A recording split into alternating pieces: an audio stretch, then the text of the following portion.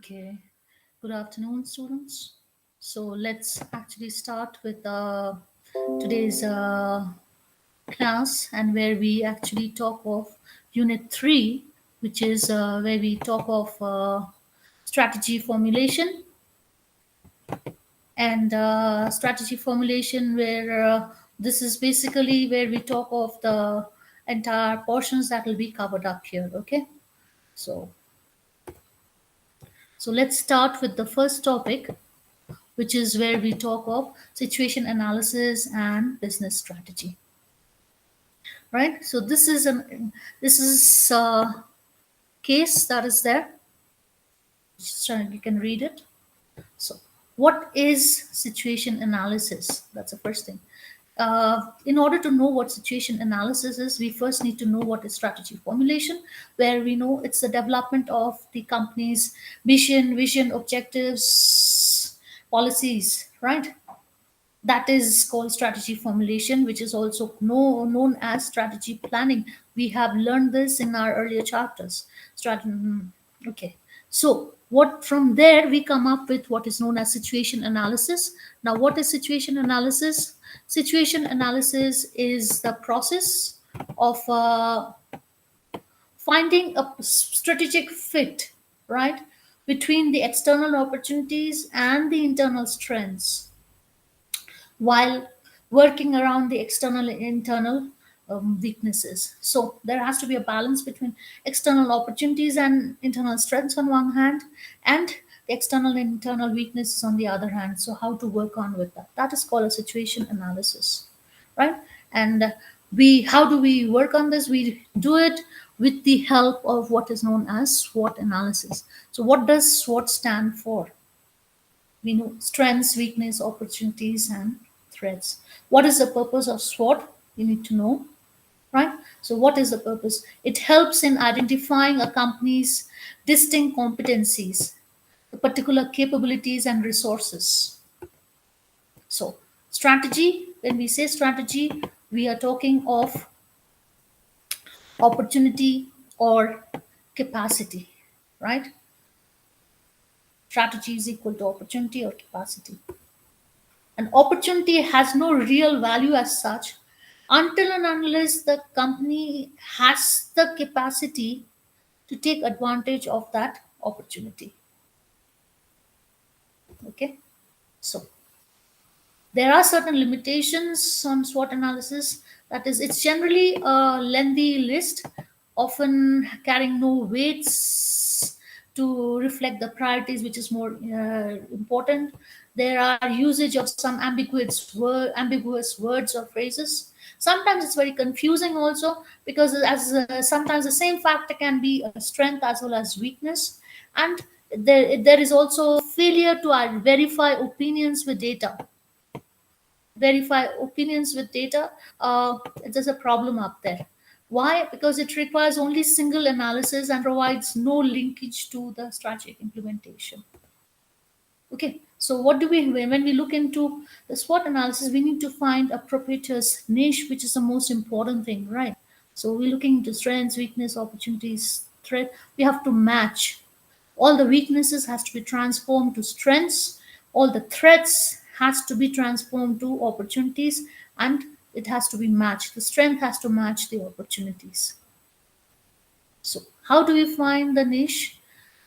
Is when we look into the strategic sweet spot. That is, the strategic sweet spot for a company is where it meets the customer's needs in a way that the rivals won't be able to do it. Okay, given the context in which it competes. So, see, this is where it comes up. Competitors, what the competitors are offering fully, what is customers' needs, and your capabilities, and this is the sweet spot where you can meet the needs. So, then comes up is to generate alternative strategies, and in this case you have to use a TOWS matrix. TOWS is T for threat, O for opportunity, W for weakness, and S for strength. So strength, weakness, opportunities, threats. So you see there are four different types of strategies that we have. One is strengths and opportunities. If you take that is generating strategies that would use the strengths to take advantage or capitalize on the opportunities. We have a weakness and opportunity, that is generating strategies which would take advantage of the opportunities by overcoming the weakness. Then we have strengths and threats. So to generate strategies that use strengths to avoid the threats, and weakness and threats, which is here generating strategies that would minimize the threats and avoid minimize the weakness and avoid the threats. Then comes up is to choose the best, but coming up with the business strategies. Okay, so and the business strategies, the first thing that comes up is Porter's competitive strategies, right? When we talk of Porter's competitive strategies, so there are what comes up is there are two types basically: cost leadership and differentiation, right? So we measure on the x-axis, on the y-axis, the competitive scope, on the x-axis we measure the competitive advantage. Accordingly, we have the cost leadership where it's targeting a broader group of customers and the cost is low. And if you're targeting a broader group of customers, but you are differentiating on the products or differentiation. Now, when you target a narrow customer group but lower cost, it's called cost focus. And when you're targeting a narrow group but differentiating, so it's called differentiation focus. Okay. So example of cost leadership is McDonald's. This is that's the example, very good example of cost leadership. Now, differentiation, you it's up to you to name a few differentiation with, so name a few products, think of it and make a note of it.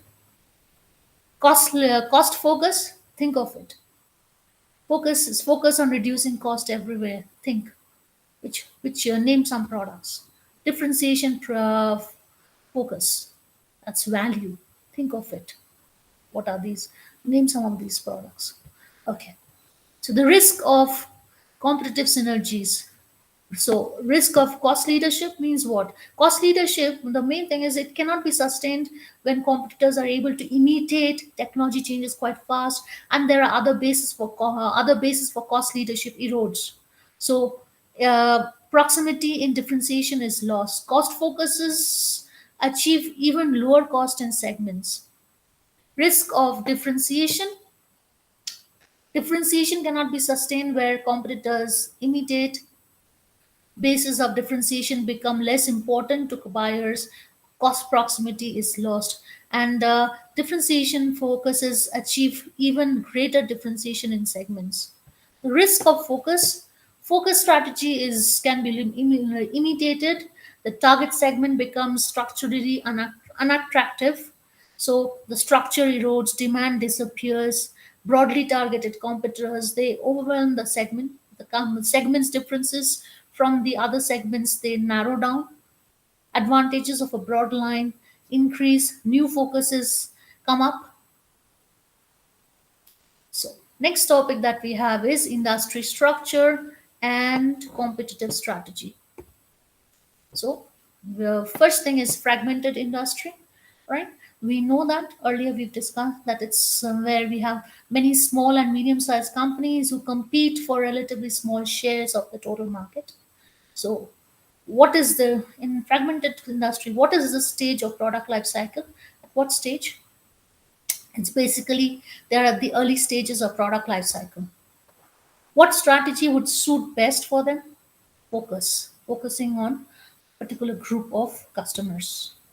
Okay, now the next type is consolidated industry, which is dominated by few companies, and they emphasize on cost, service, economies of scale, regional and national brands, slower growth over capacity, knowledgeable buyers. Okay, so these are the requirements for generally competitive strategies, where we talk of the different types of generic strategy, that is cost leadership, differentiation focus, so commonly used resources and skills, and common organizational requirements. Okay, so this is the table which is giving you the details. Okay, next, business strategies that we have. When and where to compete, right? When. So timing factor comes into place. Would it be a first mover or a late mover? where that is market location tactics. We talk of offensive tactics and defensive tactics, which is best. Offensive tactic is what? It takes place in an established competitor's market location. Whereas defensive tactic, when we talk of defensive tactics, it is taking place in the firm's own current market as a defense against the possible attack by the rival. Offensive is targeting competitors' market location, defensive is your own market to protect. We have different types of business strategies. Cooperative strategies, that's basically used to gain a competitive advantage within an industry. By working with other firms. Collusion is cooperation of firms within an industry to reduce output and raise prices for avoiding economic law of supply and demand. Collusion, a good example of this is the cartel that is there in the Gulf countries where they formed uh, the OPEC, that is oil producing economies, right? So that's an example of that. And they have their own policies, like how much to supply and how what will be the price. Strategic alliances, it's a long-term cooperative arrangement between two or more independent firms or business units that engage in activities for mutual economic benefit. Okay. Now we come to corporate strategy. Okay, so this is an example. This is a case of Nike. So corporate strategies can be directional strategy, where firm's overall orientation is towards growth, stability, retrenchment. It could be portfolio analysis, where the industries or markets in which the firms compete through its products and business units. And parenting strategy, that's the manner in which management coordinates activities and transfers resources and cultivates capabilities amongst the product lines and business units. So we go with the directional strategies. The first, that is growth, stability, and retrenchment. Growth means, again, it can be subdivided into concentration and diversification. Concentration here means vertical growth and horizontal growth, and diversification, where we have concentric and conglomerate. Stability, we have pause or proceed with caution, no change, profit. And retrenchment is there are different types: turnaround, captive companies, sellout, divestment, bankruptcy, liquidation. Okay, growth strategy, more into it. Growth strategy involves concentration either within a one product line or industry, or diversification into other products or industries, right? And it can be done by either internally investing in new product development or through mergers, acquisitions, or strategic alliances. It can be a vertical growth. Vertical growth strategy is selling new products to existing customers, and horizontal growth means trying to find out new markets for potential customers. Okay, stability strategy. Company's stability strategy involves continuation of its current activities without any significant change in direction. So it actually works for firms which are enjoying stable and reliable profit margin, and can be dangerous in the long run because competitors come into play. So, right? Retrenchment strategy.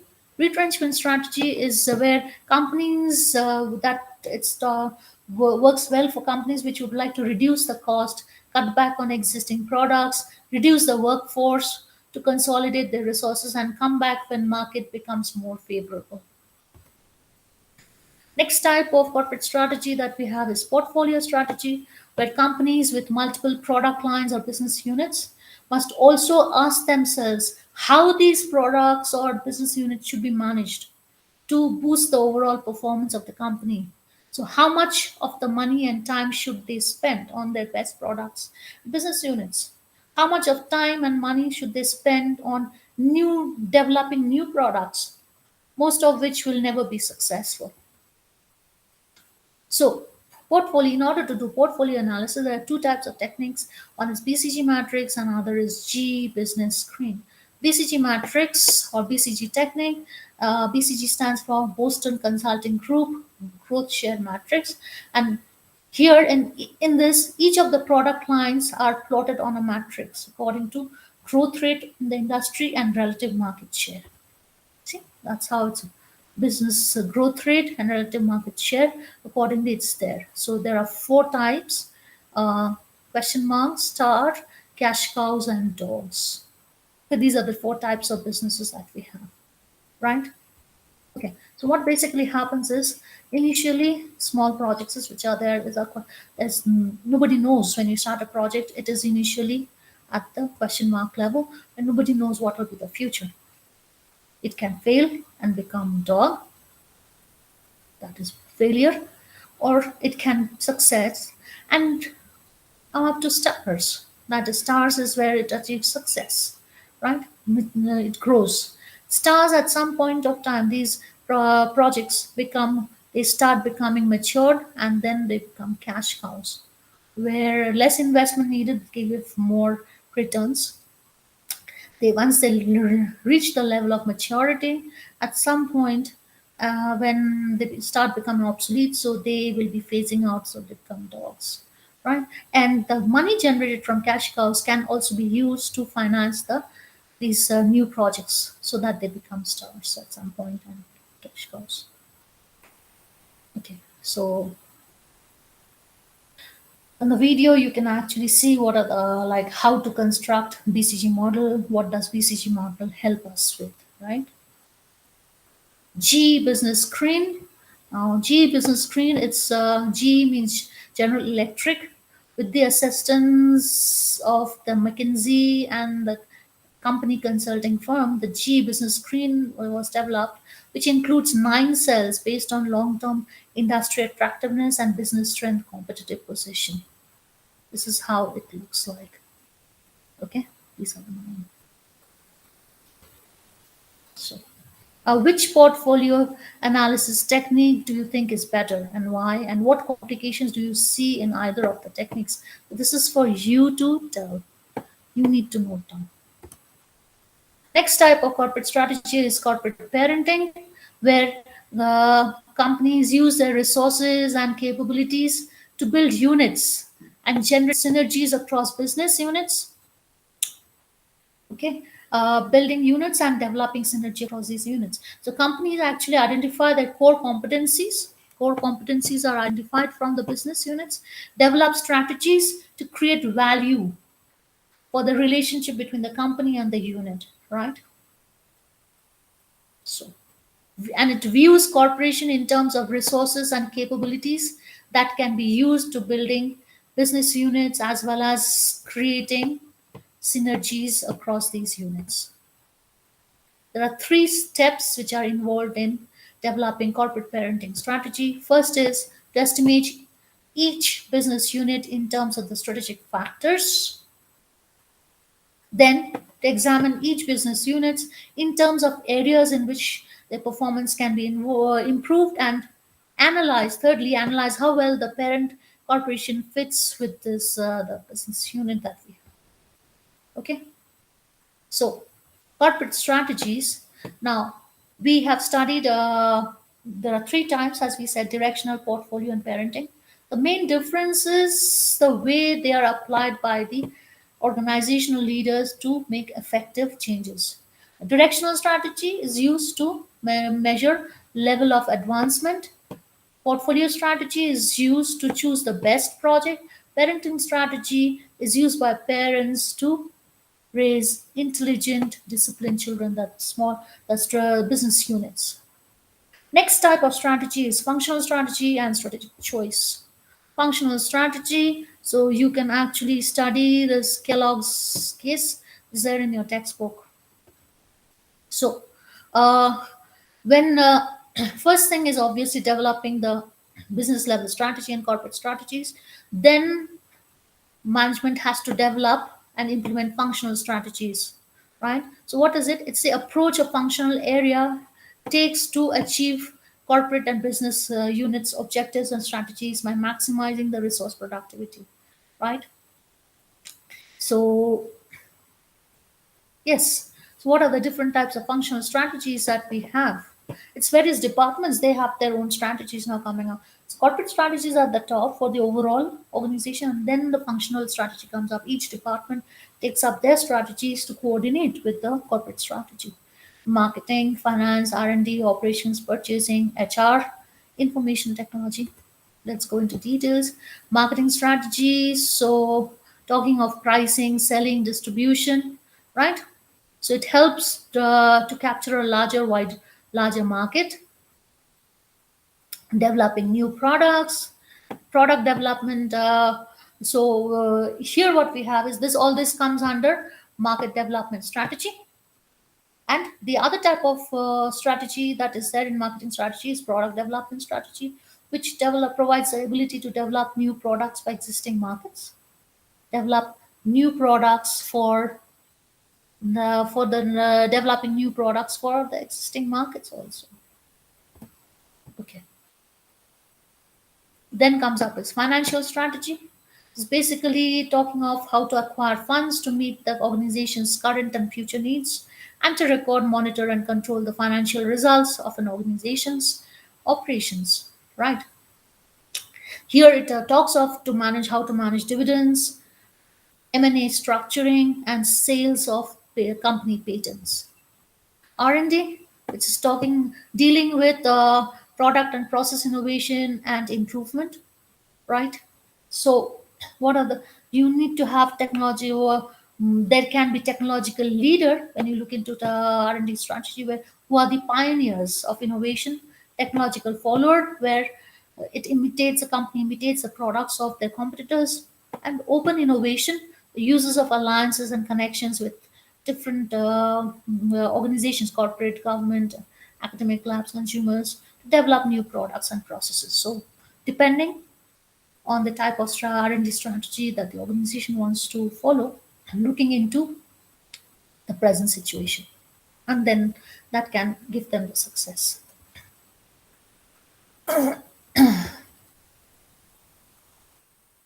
Okay. Then we come across is we just spoke about marketing strategy. Operation strategy. Operation strategy is to determine how and where a product is to be manufactured, the process, right? The level of vertical integration and the deployment of physical resources and relationship with suppliers. So it includes job shops, connected line batch flow, flexible management system, dedicated transfer lines, mass production system, continuous improvement, modular manufacturing, mass customization. Purchasing strategy, talking of how to obtain raw materials, parts, and suppliers needed to perform the operations. That is, it can be multi supplier or sole supplier, just in time, or building inventories, parallel sourcing to overcome sole supplier risk. HRM strategy. HRM strategy, it's actually looking into the human resource planning, recruitment, selection, training, development, compensation and rewards, employment security, labor relations. Right? All this comes up for the development of human resources. IT strategy, so it talks of providing accurate, timely, and relevant information for use in the strategic decision process. Strategic choice, the next thing that we have, the process. Organizations, what happens, they face a challenge of of exercising choice among alternatives. So it's always there because the environment is changing, so they are facing that choice. And it's very very crucial in a decision making process. So how do you do it?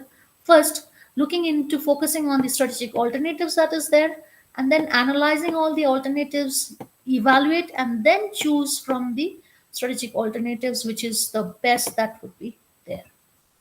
So focusing on strategic alternatives, that could be done by visualizing the future state and working backwards, right? Through gap analysis, looking into what is the future and what is present, what you have it, and what's the gap there. Gap analysis is, what is gap analysis? Projected performance minus the desired performance. So you're projecting what is your desired. So that is there. Projected performance is based on your current performance. So gap analysis, this is gap analysis for focusing on strategic alternatives, right? So performance and time, this is the present performance that we have, and this is the desired present, desired, and this is the gap that is there. How to go about with it. Then comes up a strategic alternative. It can be done at the corporate level through growth strategy, stability, retrenchment, or combination strategy. So you have all these type of strategies. So one has to look into it. What would be the right kind of strategy? Then comes up is analyzing the strategy. So how to do the analysis? One is the objective, using the objective factors that is based on the analytical techniques and hard facts or data. Subjective factors is one's personal judgment, collective or descriptive factors. After that, you need to evaluate the alternatives. It is basically involves bringing together the analysis done on the basis of both subjective and objective factors and to observe what is important. Both the factors have to be considered together, and then finally coming up with the, you have to choose the best, right? So one or more strategies have to be chosen for implementation, and for that also a blueprint has to be made which will describe the strategy and the condition under which it will operate. Subjective factors in strategic choice, they are basically intuitive and descriptive in nature. They here like, okay, it considers many of the issues that cannot probably should not be dealt with the application of analytical models. So it's one's personal thinking, intuition. Subjective factors in strategic choice is could be consideration for government policies, perception of the critical success factors, commitment to past strategic actions, strategists' decision styles, attitude to risk, internal political considerations, timing, and competitor considerations. So more details uh, for government policies, right? Here, basically, talking of the role that the crucial role that government plays in setting down politics and priorities. It is a deciding factor for the future of an organization, right? So perception of critical success factors and distinctive competencies. That's so here. What happens is one has to look into the distinct competencies that the organization possesses and the critical success factors that ensure success in the industry. So one has to look into all this. Commitment to past strategic actions, right? So past strategic actions also show the way they move in an incremental fashion, how they are moving. So what happens by this, strategists are more likely to start from where the organization is and work up in a way that had been adopted by it to reach where it is. Start from where and where it has reached today. Okay.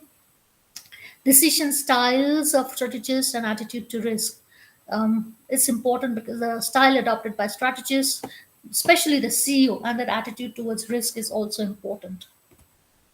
Internal political considerations. So strategists have to view also the interest which is there, on whether there is conflict of interest or not, and a dominant CEO is able to affect strategic choice in a very decisive manner. Timing and competitor considerations. So, when to exercise strategic choice, when a particular strategic choice is to be made, what time period, right? Or what time should it be made, and what are the competitors' actions? The last topic that we have is Bowman's strategic clock. So, what is it? It's a marketing model with which a company can analyze its position in relation to what its competitors have to offer. So, which was developed by Cliff Bowman and David Faulkner. So, according to Bowman, competitive advantage is more powerful as a distinctive uh, element than a cost advantage because it concerns about strategic positioning and the positioning of the market product in the market. So there are two dimensions of Bowman's strategic clock. It actually shows how a company can position a product or service based on two dimensions. On one hand, it's the price, other hand, it's the perceived value. Accordingly, there can be eight possible strategies which is there. This is how, this is the eight possible strategies that you have: price and the customer's perceived value, right? We'll go into this one by one.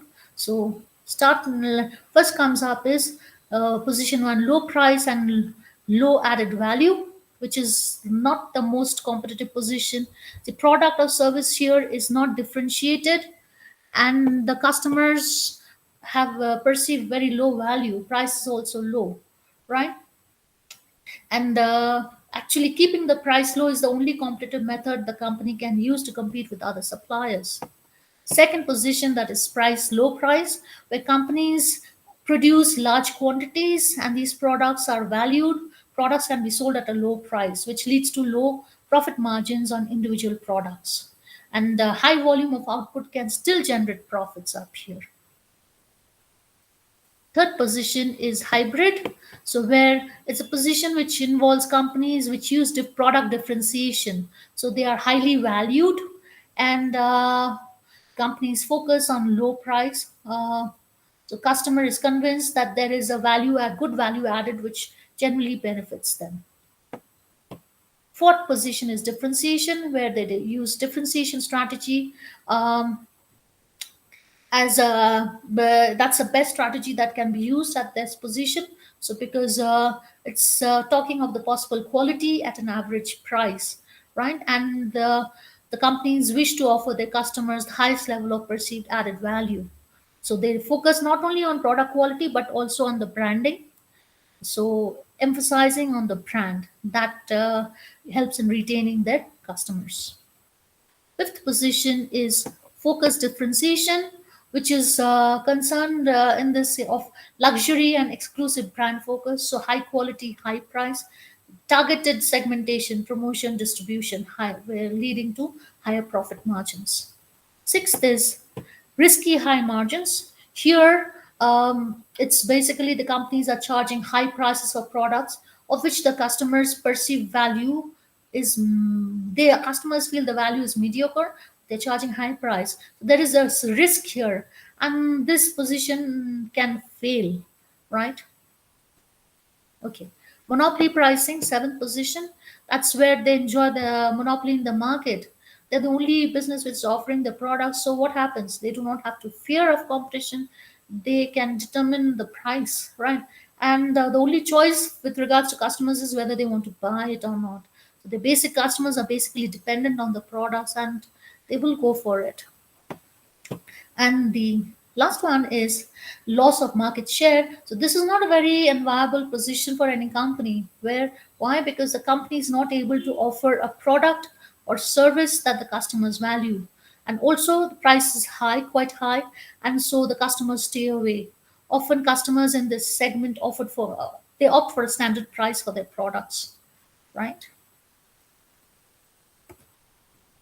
So it's not competitive actually. So not of all the different positions of the strategic Bowman strategic clock, there are three positions which are not competitive. Not all the positions are competitive. So position 6, 7, 8, where the price is greater than the customer's perceived value. So customers in one of these positions companies should either lower their price or change the product in a way that the perceived value increases. If all of this is not possible, it would be better to withdraw from the market, right? But nevertheless, there will be always competitors that offer a higher perceived value for a lower price. Okay, and this is the reference that we have. So that's all that we have from here.